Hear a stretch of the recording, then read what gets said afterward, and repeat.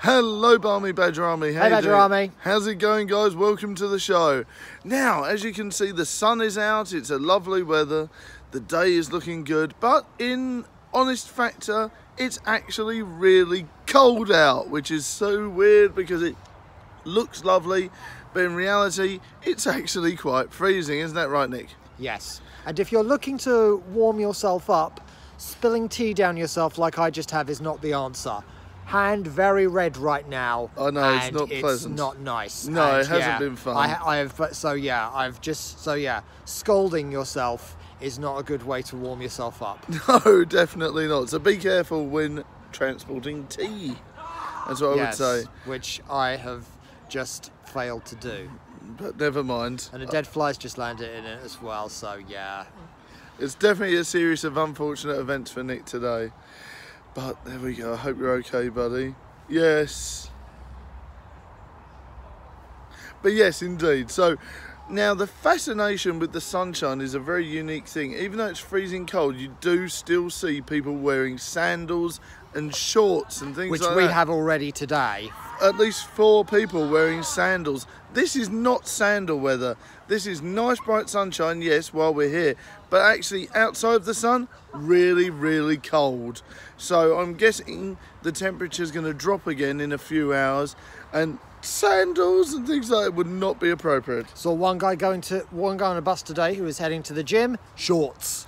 Why are you wearing shorts? He had like a jacket on and everything. He's got at least like 2 layers on. Yeah. With shorts. Why? With shorts. Why? I mean, so the thing is, it's like that PE teacher that you had at school who would wear shorts in every kind of weather. It's and you're just like, do you not even feel cold? Are you just like that, like numb and insensitive that you don't feel cold? So, yeah.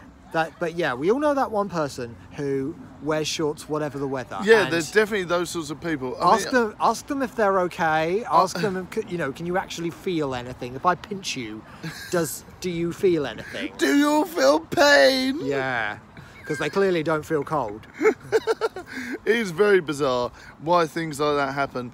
I used to have a school teacher that was like that, and literally for years all you ever see is like shorts, and you do wonder, and there's sort of a comedy aspect of it. Is that all they own? You know, if they only got one pair of shorts. Yeah. It's very bizarre. So on to some other topics. We got Bumblebee coming out soon. Nick, are you excited for Transformers films?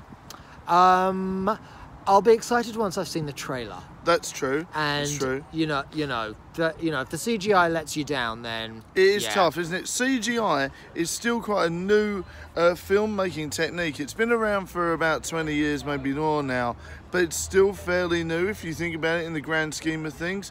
So they're still developing it. A lot of people are umming and ahhing about the Venom CGI, but of course, like I was saying before to people, that was the very first trailer. That was before they were touching it up. They probably put it out there in order for people to moan, and then they could develop it more. So that's going to be interesting. I'm excited for Venom. Film trailers take many forms before you get like trailer 1, trailer 2, final product. Red trailer, Indeed, different colour trailers, and then final different colour trailers. All the uncut stuff. And that's why I used to find brilliant in the 80s was that, back in the day, you used to get special scenes for the trailers, which they don't do now. You don't really see that anymore, do you? Special scenes for the trailers? Yeah, it's like they were shot especially for the trailer to entice people to go and see the film. But in reality, they're not even in the film. Yeah, I think that was great. You used to get that loads of times during the 80s and the early 90s. Now, the audience don't like it. Yeah, the audience get outraged. They're just like, why did I see this thing in the trailer that wasn't even in the actual film? Mm-hmm. But back in the day, they used to love it. It was like a little teaser. And it was really interesting. And we didn't have 10, 15 trailers. I think maybe maximum 2 or 3. I personally think, here's an example, right? I went to see Age of Ultron. I wanted to go and see it, I should say. But I saw so much of the film in the trailer, I felt I didn't even need to go and see the film. So I was that's a common complaint now. I will save my money. Because I only needed to wait a few months and it was on Now TV. And the thing is, people will analyse it. There's whole YouTube videos now about people analysing film trailers. And and another channel recently did one about, you know, this is how we are all killing the movie industry. Yeah. But you know, so yeah, you know, it's like, so you know, what do you think, viewers? Do you think trailers should show as much as possible, or without giving the ending away, of course? That's right. Or should they be shorter? Should they show less? Well, it's interesting. Yeah, let us know in the comments. Are you enticed by a film like a film with only short trailers? I am. I think it's interesting. I think it breeds, you know, sort of excitement and mystery in it all. Something like Venom, which obviously has had a lot of expectation. Would that be the sort of film that could get away with quite short trailers? I think so. I think otherwise you're spoiling the whole storyline and all the CGI. Something and all like the action. Venom would, because obviously that's something that people know a lot about. A new franchise might need to try and explain itself a bit more.